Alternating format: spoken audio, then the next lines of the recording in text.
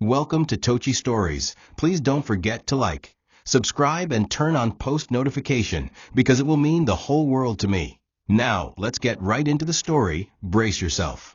The compound was filled with loud voices and scattered belongings. The gate was wide open, and neighbors stood outside, pretending not to watch. Yet their eyes were fixed on the unfolding disgrace. Igoma stood still in the midst of chaos, her face hollow, body frail from years of silent battles, with her health, her marriage, her dignity. Her wrapper was loosely tied over a faded blouse, her hair unkempt, her feet bare and dusty. She stood beside a worn-out Gonna-must-go bag, filled with a few clothes, baby toys, and her hospital file. Her 3 children peeked from behind the curtain upstairs, confusion written on their faces.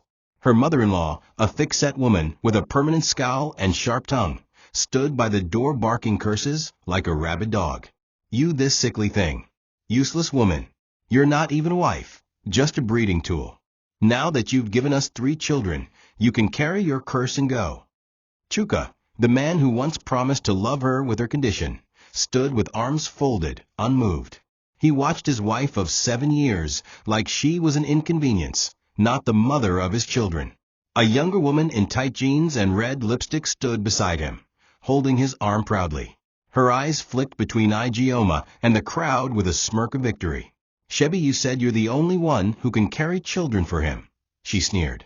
"Go and die with your sickle cell. We don't want again." Igoma's lips trembled, but no words came. She stepped forward toward the house. "Please, just let me hug my children before I go." Chuka's mother pushed her back with such force she fell onto the dusty ground. Her knees scraped against gravel. "You still get mouth to talk. After all the disgrace you brought this family." Chuka didn't move. He didn't flinch. He didn't blink. Igoma stared up at the man she once trusted and realized, in that moment, she had never really been loved. Silently, she stood up, brushing dirt from her thighs. Her eyes locked on her children, still staring from the window. She didn't cry out to them. She didn't scream. Her dignity, though cracked and bloodied, was still intact. She turned slowly, picked up her bag, and began walking down the street, head low, heart heavy. The murmurs followed her. "That's the one they said has that blood sickness. Ah, what a pity. 3 children, and still they threw her out? Men have no fear of God." Igoma kept walking. Her vision blurred, not from tears, but from exhaustion and heartbreak. The sun above was merciless, beating down on her like life itself. But deep inside, a small ember remained lit, a whisper of resistance. She was not done. Not yet. The day had started with labor pains and ended in near death. Igoma had just delivered her 3rd child, a beautiful baby girl, her body wrung out from hours of intense pain. The hospital was understaffed and dimly lit, a public clinic for women who couldn't afford private care. As the nurses wheeled her out of the delivery room, her vision dimmed. Her limbs felt cold, and she knew the signs too well. It was not exhaustion, it was a sickle cell crisis, triggered by the stress of childbirth. She whispered something, maybe her child's name, maybe God's, before passing out. When she awoke, it was 2 days later. Her face was swollen from crying, her body strapped with IVs. Her husband wasn't by her side. No flowers, no joy, no love. Just a nurse who looked tired and indifferent. "You're lucky to be alive," she said, adjusting the drip. "But you should stop having children. Your body won't take another one." Back home, her return was met not with relief, but with complaints. Her mother-in-law grumbled about hospital bills. "So now we have to be using all our money to revive you after every childbirth," she spat, turning her face away in disgust. "Can't you be normal for once?" Chuka muttered something about responsibilities and left the house. Igoma, holding her newborn with trembling hands, sat on the edge of her bed and felt the weight of her life settle like a stone on her chest. She'd given this family everything, her youth, her strength, her womb, yet she was nothing more than a vessel to them. That night, as she nursed her baby in the darkness, she heard her mother-in-law in the kitchen talking to Chuka. "Now that we've gotten 3 children, it's time to bring in someone stronger. That girl will die in your house and blame you from the grave.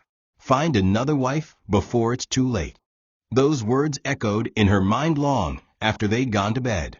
Igoma clutched her child closer, her heart thudding.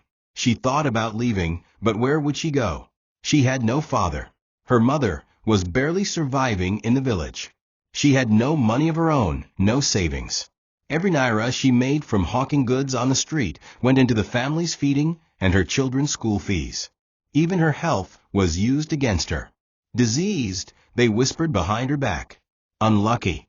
That night, as her baby slept soundly beside her, Igoma wrote a letter in her mind to God. I'm tired, but if there's something more for me, if I'm not a mistake, show me. In a far more opulent part of the state, marble gates stood wide as a convoy of black cars pulled into the estate of Chief Amobi. The mansion was draped in black and gold fabric, somber music playing softly in the background. Inside, the air reeked of wealth and mourning.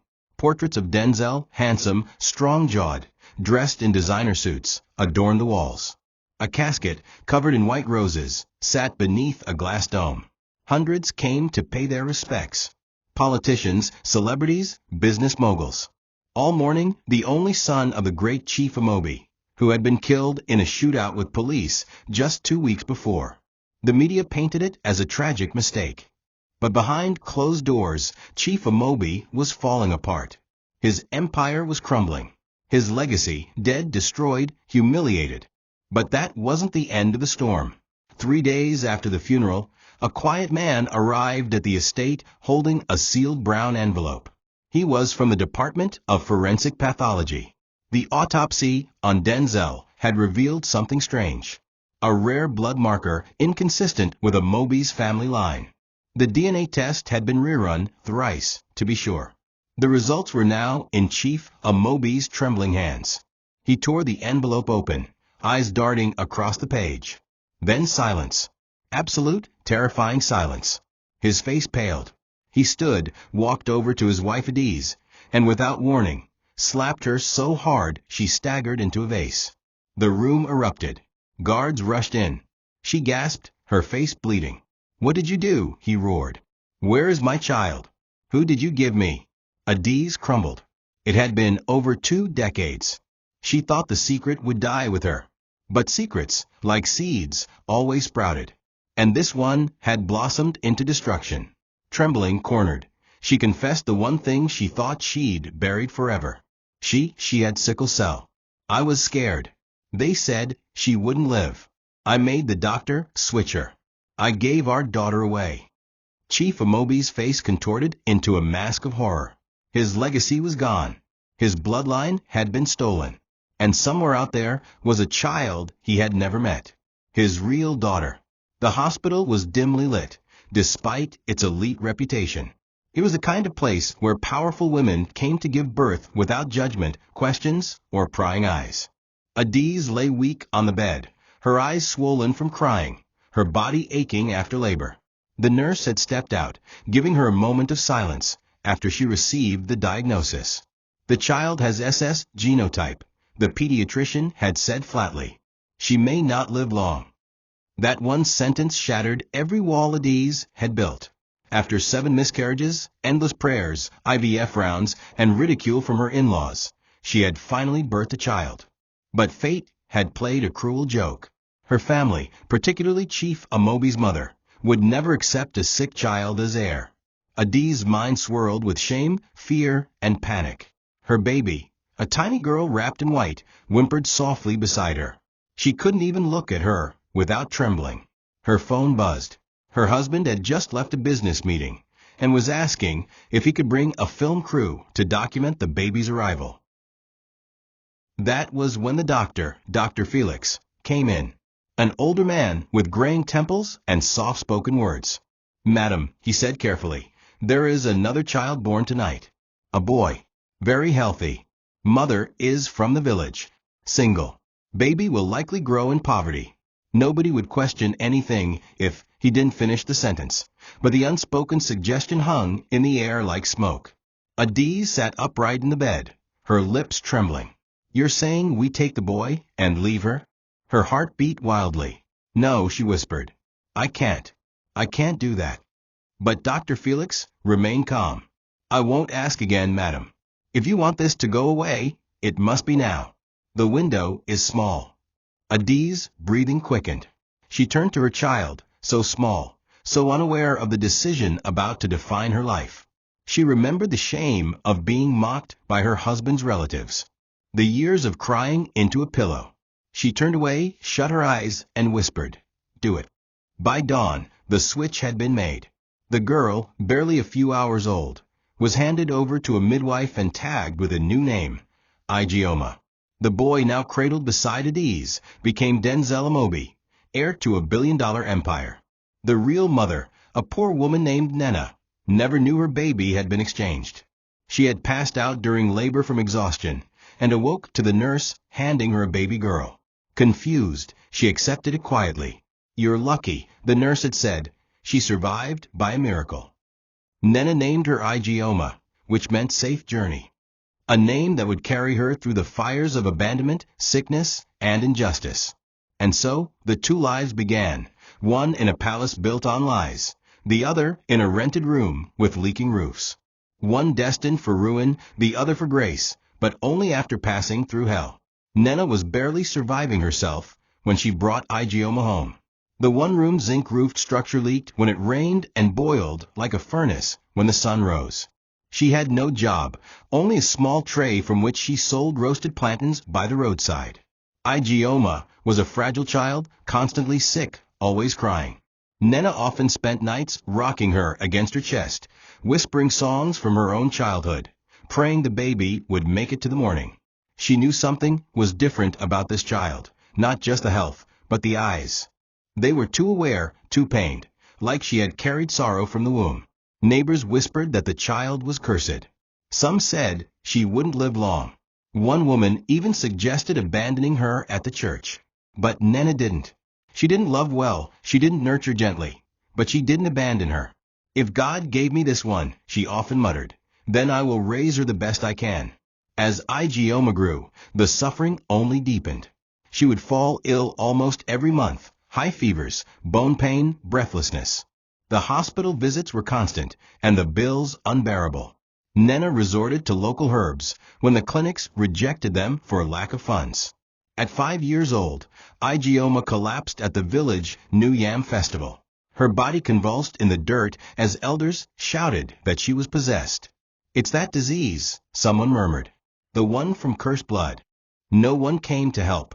Nena carried her daughter on her back across 2 hills to the nearest health center, weeping the entire way. Igoma survived, but the trauma stayed etched in her fragile bones. She stopped playing with the other children. She sat by herself most days, drawing patterns in the sand and whispering songs she had never been taught. Some days, she didn't speak at all. By the time she turned 10, Igoma had learned to be invisible. She would clean, cook, and walk 2 miles to fetch water without complaint. At school, her uniform was always torn at the hem, but her books were kept neat and clean. Despite constant absence due to health, she still topped her class. Her teachers noticed her, but no one offered help. Who would want to invest in a child who looked like she might die before 18?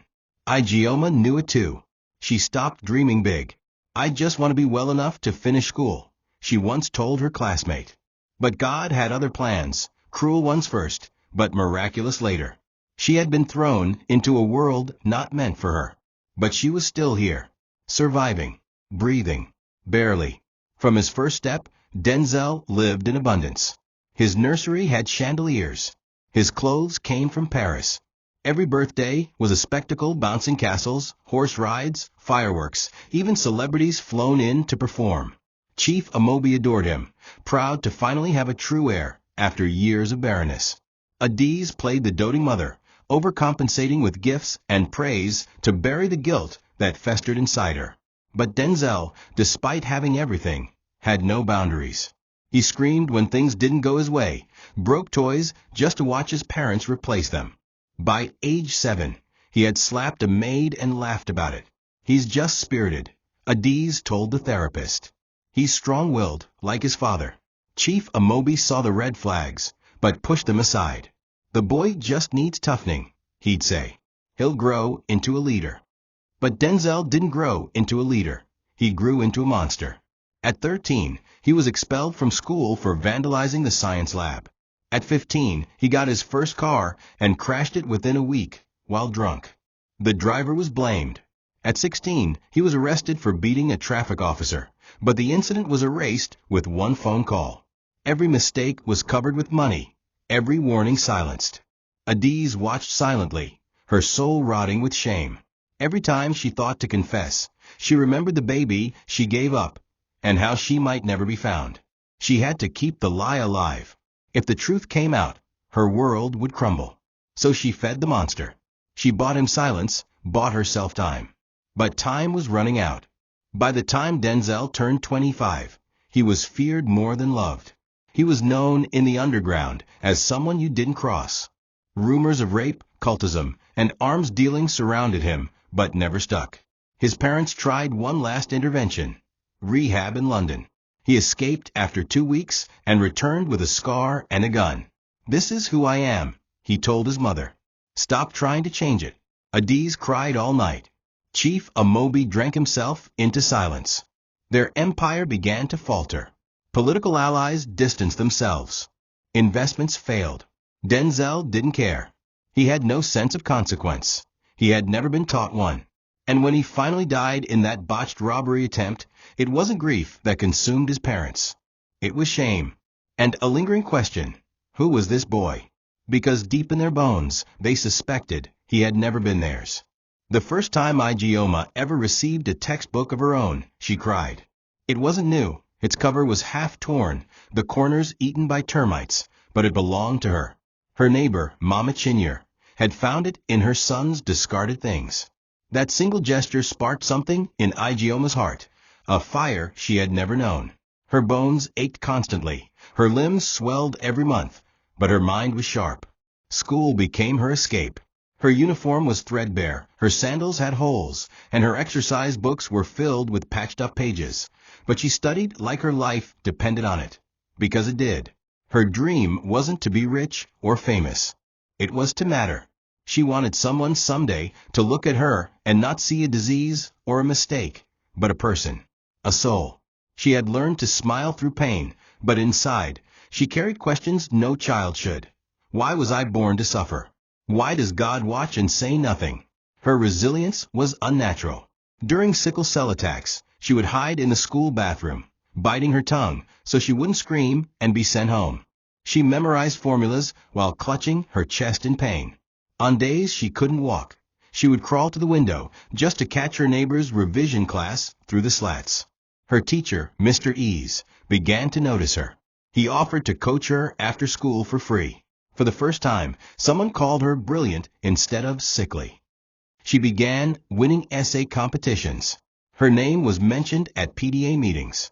One day, the village chairman called her to present a prize, a solar lamp and a food basket. That night, she and her mother shared rice and beans with meat for the first time in months. It felt like a feast. Igoma smiled as the solar lamp lit up their darkroom, whispering to herself, "Maybe I'm not cursed. Maybe I'm chosen."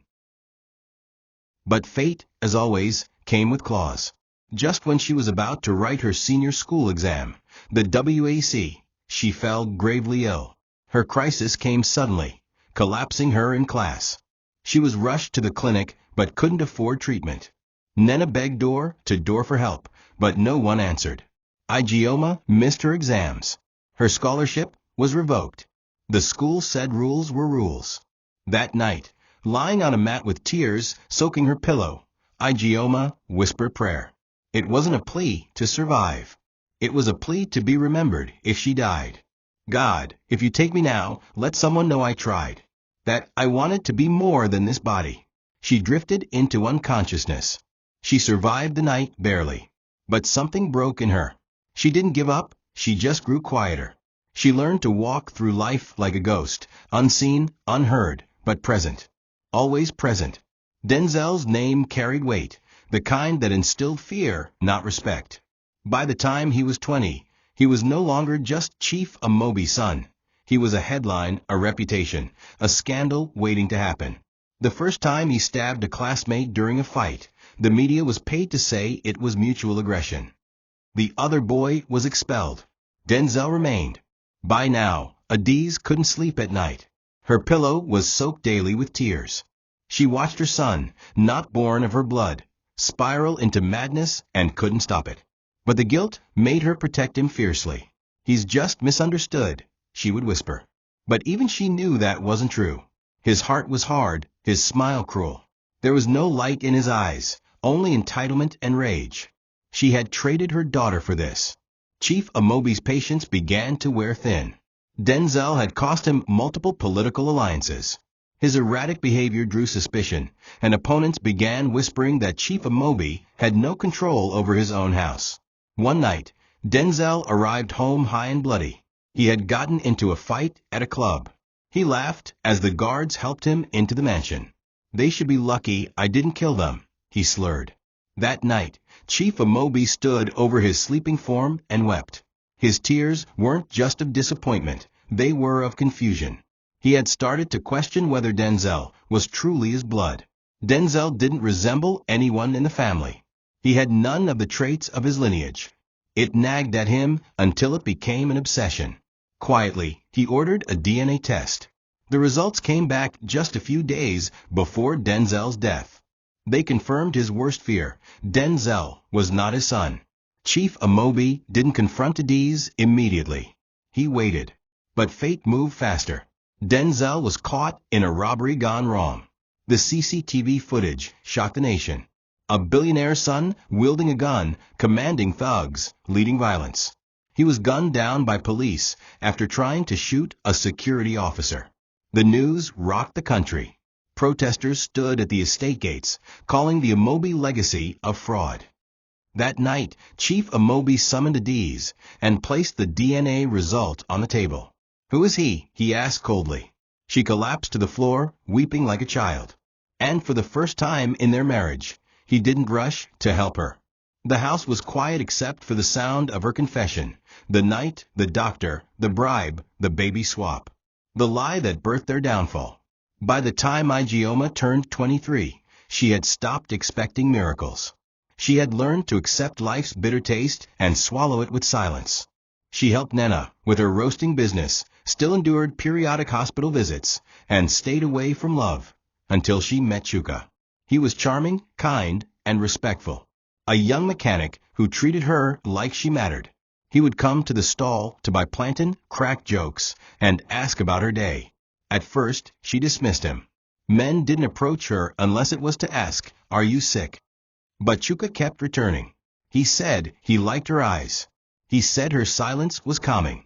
After months of gentle pursuit, he won her heart. He didn't care about her condition. He said he wanted to protect her from the world. Igoma, starved of affection her whole life, fell. She fell hard. Their wedding was small but joyous. Nena cried the whole day, thanking God her daughter would finally be loved. For a time, the marriage was peaceful. Chuka massaged her legs when she ached. He boiled herbs for her crises. He even helped with house chores when she was too weak.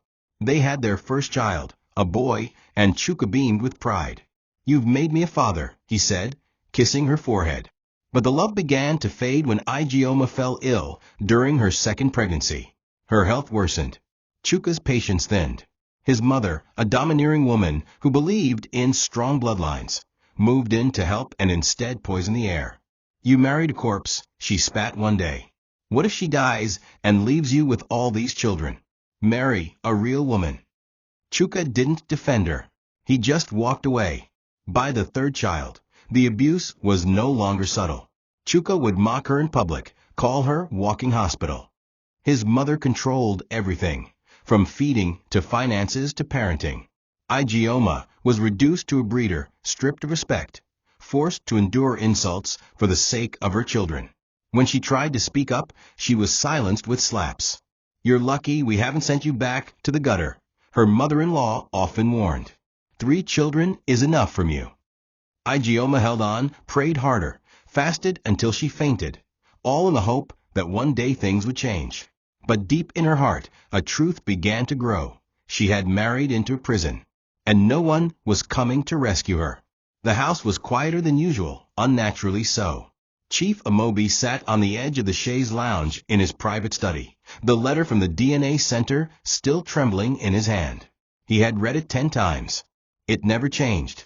Probability of paternity, 0%.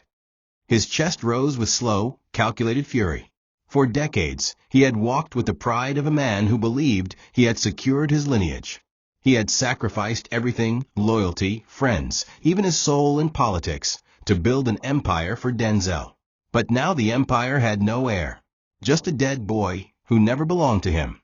A stranger had lived in his mansion, worn his name, inherited his wealth, and smeared his legacy. With shaking hands, he summoned Adiz. She entered the room like a woman already buried in guilt. One look at his face, and she knew the time had come. The silence between them was brittle, dangerous. Then came the question, who is he? The confrontation that followed shattered every lie Adiz had clung to for over 2 decades. She collapsed to her knees, sobbing, her voice breaking with every sentence. She told him about the diagnosis, that their daughter had been born with sickle cell, and how she had feared that his family would never accept such a child. The pressure, the fear of losing her position, the taunts from his mother about infertility, all of it. "I thought she would die," she whispered. "I just wanted to protect your name." Her words spilled like a confession before the gallows. Chief Amobi's hands clenched into fists. His voice thundered, accusing her not just of deception, but of robbing him of his daughter. "You gave my flesh to a stranger. And for what? A name? A lie." He raised his hand, stopped midair, then turned and smashed the glass table instead. "Find her," he growled. "Find the daughter you buried with your shame. And if you can't, I will." Within hours, investigators were hired, old hospital records pulled, and the hunt began. Adiz, shattered and weeping, watched her husband move like a man possessed, not out of love for the child, but to reclaim his stolen legacy. She sat in her room staring at a framed photo of Denzel and whispered apologies that came too late. The face that once brought her pride now brought only shame.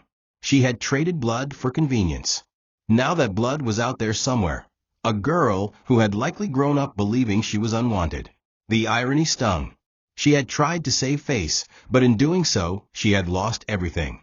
And if the girl they were looking for was still alive, they owed her more than an apology. They owed her a life. The search wasn't easy.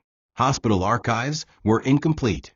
Records were missing or damaged or simply vanished with the years.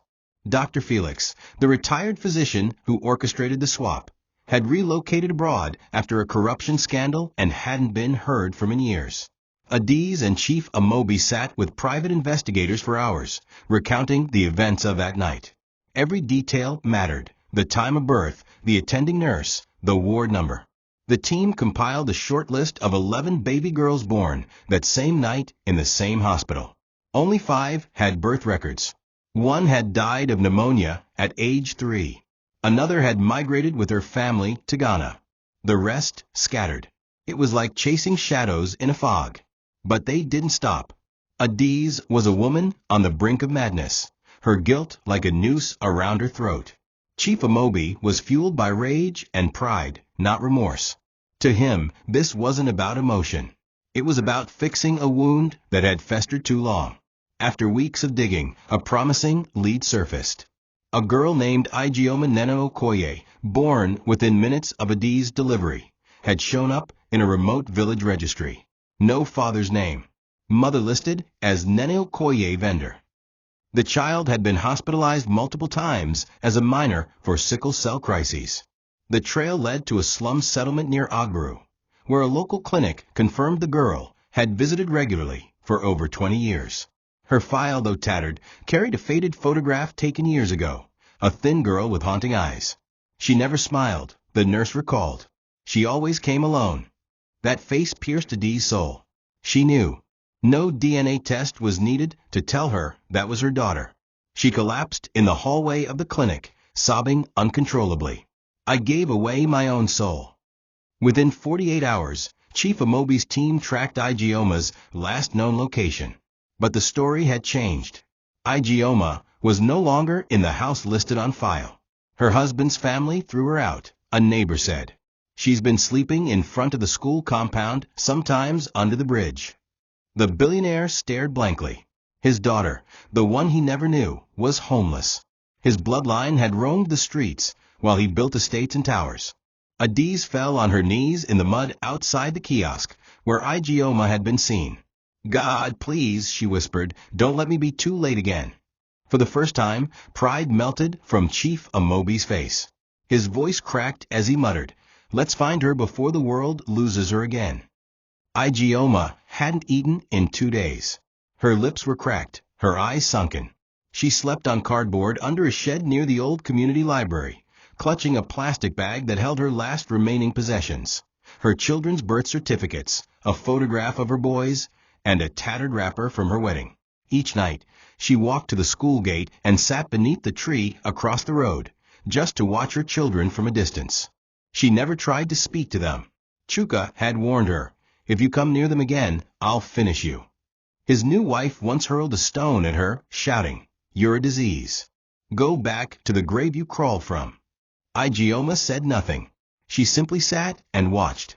Her children had begun to look like strangers. They no longer waved, no longer smiled. The youngest, barely 2, no longer recognized her. That, more than anything, broke her.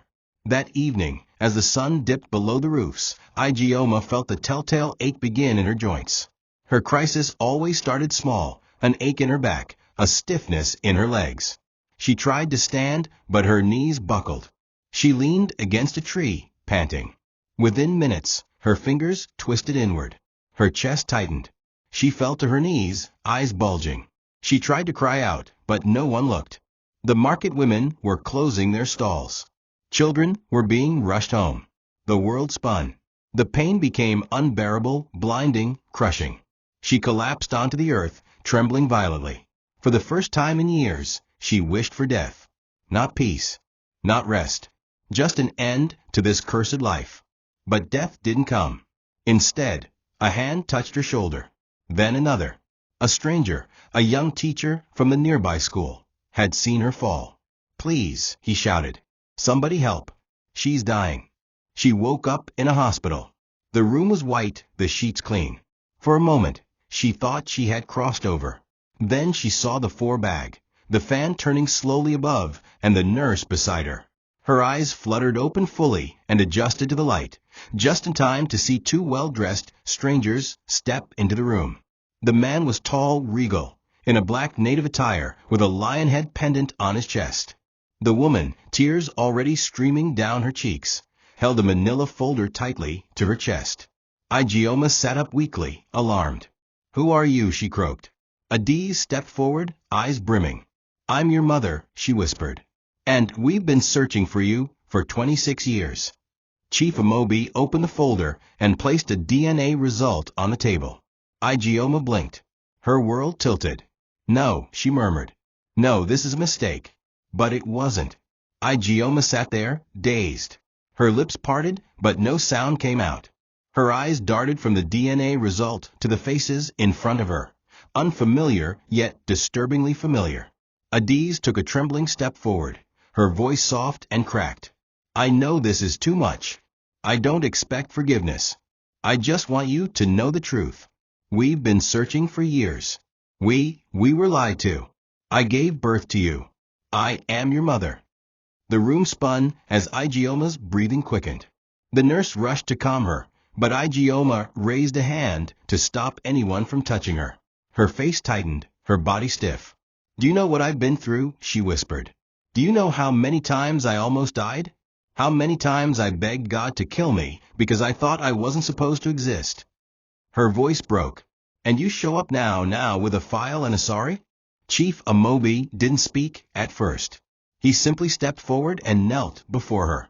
The billionaire of a continent was on his knees before a woman who had slept under a shed the day before. His voice was low but unshaken. "I have no excuse, Igoma. I don't even know what to call you. Daughter? Stranger? Queen? But if you allow me, I will spend the rest of my life writing this.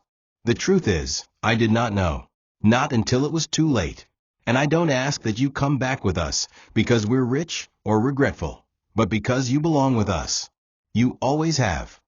Igoma stared blankly. She was exhausted. Her bones ached. Her body felt heavy with layers of memory, pain, and betrayal. Her eyes returned to Adiz, who was now sobbing against the hospital wall. Why didn't you even look for me earlier? Igoma asked, voice trembling. Why wait until the boy you replaced me with died? Adiz moved closer, wiping her tears. Because I was a coward, she whispered. I lied to myself that you wouldn't survive, that the switch was mercy. But when the truth came, it tore me open. Please, let me tell you the whole story. Let me explain. Igoma turned away. The ache in her chest was louder than any apology. I need time, she whispered. I don't know you. I don't know what any of this means. I just know. I'm tired of being everyone's mistake. The room fell silent. The weight of what had been stolen, 26 years of love, protection, identity, hung heavy in the air. Yet beneath the exhaustion, a flicker of curiosity began to burn inside her. Not acceptance, not trust, but the beginning of something that could grow into healing, if they were willing to fight for it. That evening, Adiz sat alone with Igoma, after Chief Amobi left to make arrangements with the hospital administrator. The room was quiet except for the soft hum of the ceiling fan and the occasional chirp of distant birds. Adiz clutched her handbag tightly, almost as though it were a shield from her daughter's gaze. Her eyes were swollen from crying, her face pale beneath her heavy makeup. Igoma stared at her without expression. Speak, she said. Tell me everything. No filters. Adiz took a shaky breath and began. She spoke of the miscarriages, the mockery from her in-laws, the desperation to carry a living child. She told her how terrified she was when the doctor announced that her daughter had sickle cell. I had just come out of the delivery room when they said you might not live past 5, she whispered. I broke. I broke in a way I didn't even recognize. She recounted how Dr. Felix offered the switch. She had resisted at first, but fear eventually strangled her better judgment. She watched from her bed as they took the child she birthed away and replaced her with a healthy boy. I named him Denzel, Adiz said, eyes lowered. I raised him, loved him, even when he hurt people, even when he humiliated me. And yet, deep down, I always knew something was wrong, that God would not bless a house built on a lie. She sniffled, tears rolling down her cheek. The day he died, I knew my punishment had come. And when the DNA report confirmed it, I wanted to die too. But your father, he forced me to face it, forced me to find you. Igoma sat motionless, her eyes fixed on the floor. The woman before her was a stranger, yet somehow the story resonated too closely. Another woman controlled by fear, destroyed by secrets. I'm not here to destroy your life, Adiz said. I just want to be part of it now, even if all I ever get is to watch you from afar. Igoma finally looked up, her eyes glassy, but no longer cold. Do you know what it's like, she asked softly, to grow up believing no one wanted you? That you were some kind of divine mistake? Do you know what it feels like to be laughed at while bleeding in pain? Her voice cracked, but her back stayed straight. I begged for death more times than I begged for help. And now, you want to stitch over 26 years with one confession. Adiz's lip trembled. No, I want to earn you. They sat in silence, the weight of what had been lost stretching between them like a canyon. But it was a start, jagged, painful, fragile. A wound that had finally been named. 2 days later, Igoma was discharged from the hospital, her strength returning slowly. She didn't go back to the street. Chief Amobi had made arrangements for her to stay temporarily in a furnished guest apartment nearby. It was elegant, quiet, and had hot running water, a luxury Igoma hadn't experienced in years. But she didn't care much for marble floors or silk sheets. Her mind was on something else. That morning, as they offered to take her back to the mansion, she sat them down and spoke with clarity and calm. I won't leave without her, she said. Chief Amobi raised an eyebrow. Who? Igoma looked him in the eye. The woman who raised me. Nena. She may not have been perfect, but she didn't abandon me. She gave me life when no one else would. I won't enjoy yours while she suffers. Adiz swallowed hard, then nodded. Of course. We can help her too. Igoma stood up, her frame still weak, but her voice firm. Not help. Honor. She is my mother too. Within 48 hours, Nena was tracked down. She was found sleeping on a mat in front of her half-collapsed shack. When she saw the convoy pull up, she panicked, thinking it was government officials come to evict her. But when she saw Igoma emerge in a gown and soft slippers, tears exploded from her eyes. Is it you? She whispered. Are you an angel now? Igoma rushed forward and hugged her tightly, both of them trembling with emotion. I'm your child, she whispered, but I've also found where I came from. Nena sobbed uncontrollably. She couldn't comprehend the full story yet, but she didn't need to. All she knew was that her child had returned, not just alive, but elevated. Chief Amobi personally arranged for Nena to be relocated to a private estate. She was given a live-in nurse, regular checkups, and a stipend. But what mattered more to her was watching Igoma transform before her eyes. Her little girl, the one who had once fought off fevers in her arms, now had drivers, doctors, and men in suits calling her Ma. But Igoma never changed. She remained humble, soft-spoken, and loyal. The only change was in her confidence. She walked taller, spoke slower, and stopped apologizing for her existence. And though the journey had only just begun, for the first time in her life, Igoma felt something she never had before: belonging. The courtroom was packed with spectators, journalists, and murmuring voices as Igoma sat quietly beside her lawyer, dressed in a simple but elegant navy blue gown. Her braided hair was neatly tied back, her face bare, her expression calm but determined. This wasn't just a custody hearing. It was the beginning of a reckoning. Across from her sat Chuka and his new wife, both looking smug, confident. His mother sat behind them, fanning herself like she was at a village meeting, not a court of law. Igoma kept her gaze low, but her heart pounded. She had come not just for justice, but for her children, the only things that had given her strength to survive the hell she had been through. Her stomach tightened as she remembered their faces at the school gate, the way they had looked at her like a stranger. She feared they might not even want her anymore. But she knew she had to fight. For them. For herself. The judge was a stern woman in her late 50s, known for her intolerance of domestic abuse. The case opened with Chuka's lawyer painting Igoma as an unstable, emotionally fragile woman whose health made her unfit for parenting. She has a terminal illness, Your Honor, he said coldly. She's homeless. She's incapable of caring for 3 children under the age of 10. Their current environment is stable, well-provided, and safe. When Igioma's lawyer stood up, the room quieted. Stability isn't just a roof and food, she said. It's love. It's safety. It's protection from abuse. We have voice recordings, photo evidence, and 3 witnesses who will testify to the cruelty this woman endured under that same stable roof. A gasp filled the courtroom as the first voice recording played. Chuka yelling, "You're a cursed woman. You think I married you because I love you? You were just a womb to me." The judge's face tightened. The evidence was damning. A neighbor testified how she had seen Chuka slap Igoma in the yard. A former house elf described how Chuka's mother once poured cold water on Igoma during a crisis to wake her up. But it was when the lawyer played an audio of the children crying, calling for their mother during the night, that the room fell silent. Igoma covered her mouth to stifle her sobs. The judge called a recess. Later, she returned with her ruling. Full custody granted to Igoma Nena Okoye-Amobi. Chuka was ordered to stay 100 meters away from her and the children pending further evaluation. Igoma collapsed into her seat, her tears finally flowing freely. As she exited the courtroom, her children, led in by a welfare officer, ran to her and embraced her. She held them tightly, whispering, "I'll never let you go again. Not ever." And for the first time in her life, the whole world was watching, but she stood with pride. Igoma didn't plan to sue, not at first. All she wanted was her children and peace.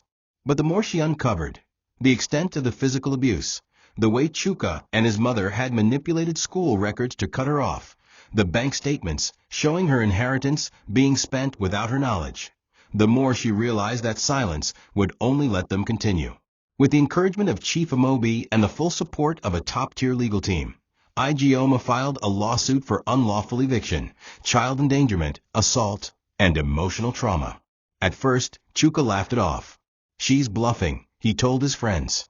"She doesn't have the guts." But when he received the court summons backed by a billionaire's signature, his laughter turned into panic. He stormed into his lawyer's office, screaming, "How did that sick girl become so powerful?" The trial began 2 months later. Media houses dubbed it the sick wife versus the proud husband. Igoma arrived at court daily dressed modestly, always flanked by her children and Chief Amobi's legal assistant. Her testimony was soft-spoken but powerful. "They saw me as disposable," she told the judge. "Not because I wasn't valuable, but because I didn't know my value yet. I do now." Her ex-mother-in-law tried to twist the narrative, but recordings and witness accounts tore apart every lie. Chuka was cornered. His own phone chats, retrieved by court order, showed him boasting to friends about using Igoma for childbirth and then upgrading to a better wife. The judge's face was thunder. The atmosphere turned from disbelief to disgust. Every attempt by Chuka's team to spin the story only made things worse. In her closing remarks, Igoma didn't ask for sympathy. She asked for accountability. "This is not revenge," she said. "This is justice. Not just for me, but for every woman who has been thrown away after being used." When the final verdict came, the courtroom erupted. Chuka was sentenced to 4 years in prison, with an additional 2-year restraining order post-release.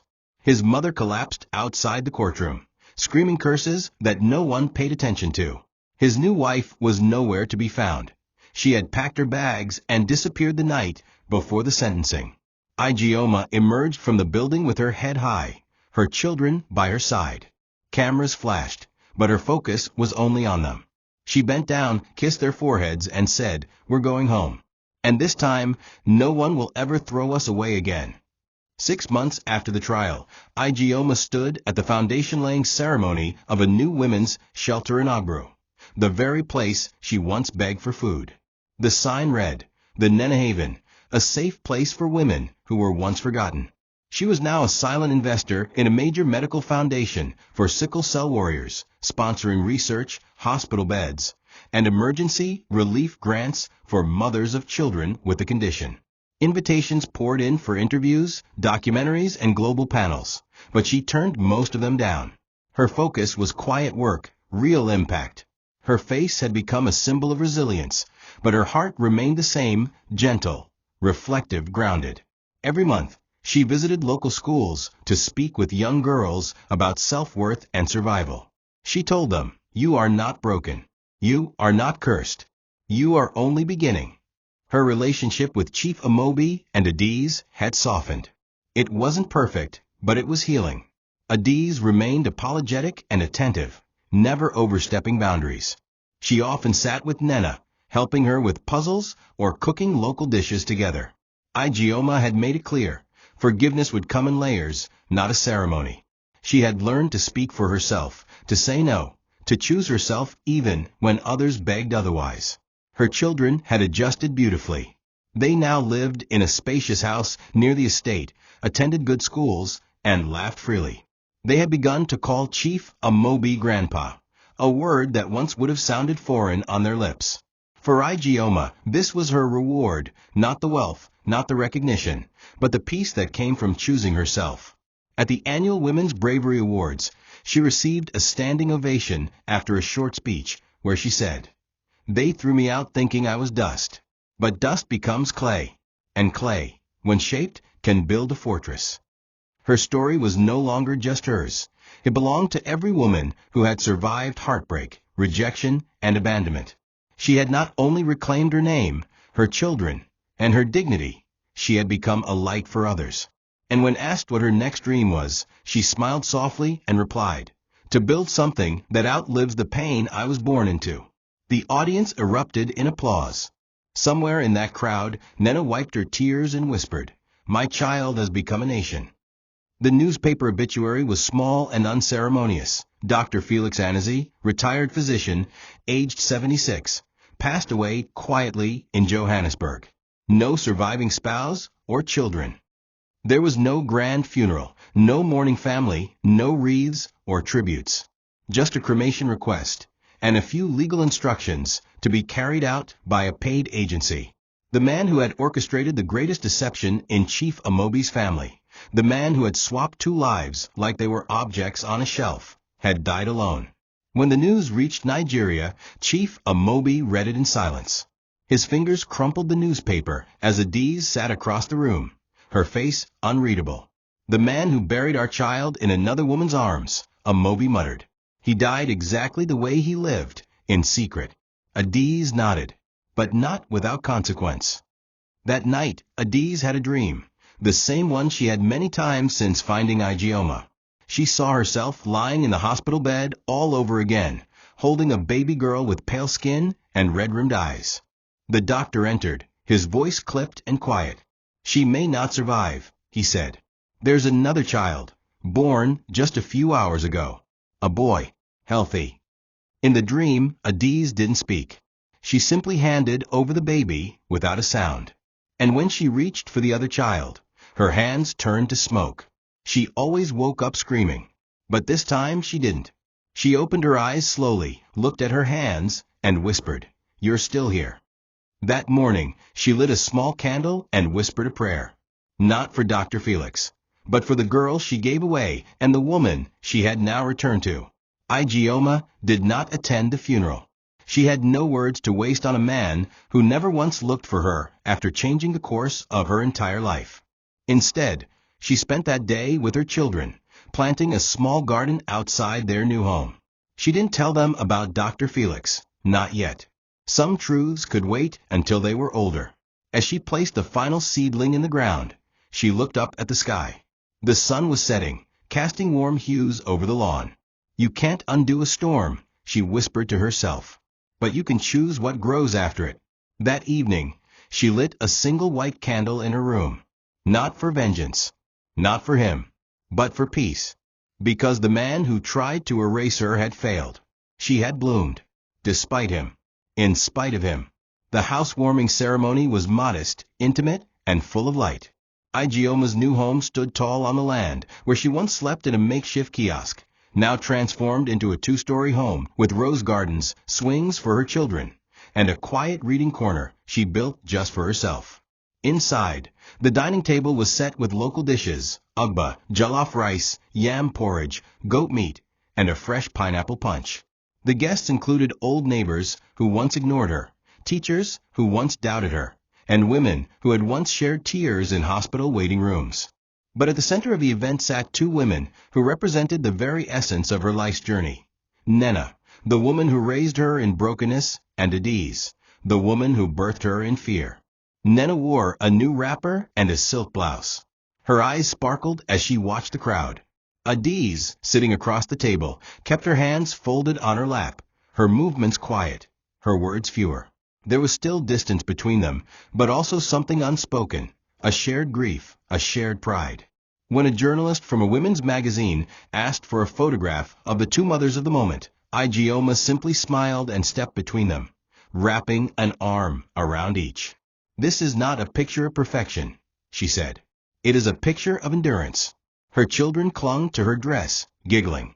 They were healthy now, loved, and thriving. The eldest had begun writing poems in school. The youngest had stopped flinching at sudden noises. Home was no longer a place of fear. It was a place of laughter. That evening, as the guests left and the compound quieted, Igoma walked to her garden and sat alone beneath the tree she had planted the day her court case ended. A soft breeze brushed her cheeks. Chief Amobi joined her after a while, carrying a glass of zobo. He sat without speaking, just watching the sky with her. "Do you ever wonder," he asked softly, "what kind of woman you would have become if the swap never happened?" Igoma turned to him, her eyes soft but clear. "I would have become someone else," she said. "Maybe stronger, maybe weaker. But not this. Not me." He nodded. "You're right." After a pause, she whispered, "I'm not angry anymore. Not as much. But I won't forget. And I won't let you forget either. Amobi smiled gently. That's fair. As the stars came out one by one, her youngest daughter ran to her and pulled her hand. Mummy, can I sleep with you tonight? Igoma lifted her into her lap and nodded. Of course. The past had left its scars, but it no longer owned her. Her story, once written in tears, now bloomed in triumph. As she tucked her children into bed that night, she kissed their foreheads and whispered a silent vow. You will never question your worth. You will never wonder if you were meant to be here. You are mine. You are chosen. And this world will never throw you away. Thank you for watching this video. What did you learn from this story? Drop it in the comments. Please make sure you like, comment, and subscribe to my YouTube channel TOCHI Stories for more.